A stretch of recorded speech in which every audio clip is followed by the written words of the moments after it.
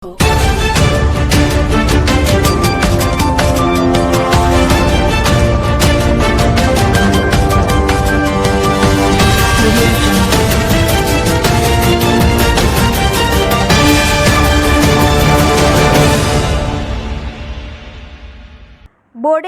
2 કલાકમાં 4 ઇંચ વરસાદ, દીવાન ફળિયા વર્ધમાન નગર જળબંબાકાર.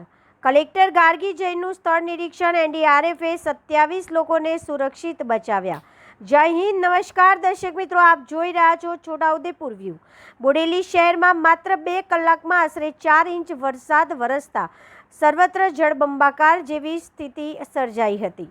ત્યારે વરસાદના કારણે દીવાન ફળિયા અને વર્ધમાન નગર સહિતના નીચાણવાળા વિસ્તારોમાં પાણી ઘૂસી જતા અનેક પરિવારો મુશ્કેલીમાં મુકાયા હતા.